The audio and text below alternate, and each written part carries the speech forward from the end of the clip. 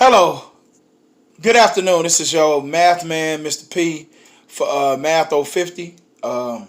Today we're going to talk about compound interest. Compound interest is like a stack pile. You know, it's piling. It's really interest on top of interest. So you got some money, you get interest on it. Then the next time you got to do interest on top of that money that you already got from the interest that you got last time. So that's what we're doing today. Compound interest. So compound interest is where we're taking off at. So this is a Mth050 math literacy lesson. Compound interest is nothing more than interest on top of interest. So we're going to start off with the situation. Suppose our principal is 300 and your rate is 2%.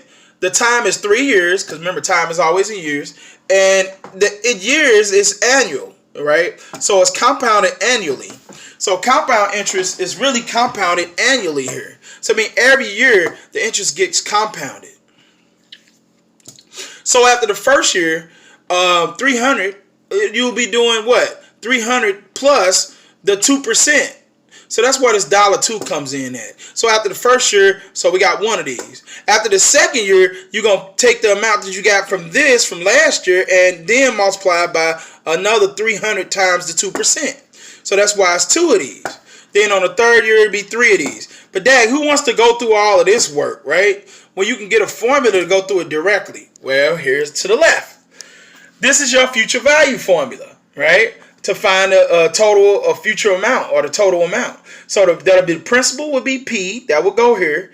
The one is the same one that you have right here each time, 1.02. That's the same one that's right here. And it'll be the rate over the number of compounded periods. But in our problem, it's just one. So anywhere you see an n, it's one here. So this ain't really right here, and this ain't really here. So it's 1 plus r raised to the n times t.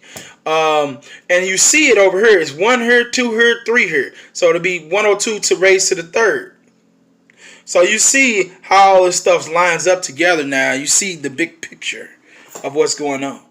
So, and when you do the math here, you do the math in the calculator and you get this. You can do this math probably without the calculator right here. But anyway, that is compound interest real quick in a nutshell. Math concepts by Stan, aka Mr. P, for your Mth050 math literacy class. Thank you. Peace out now. Talk to you later on the next segment.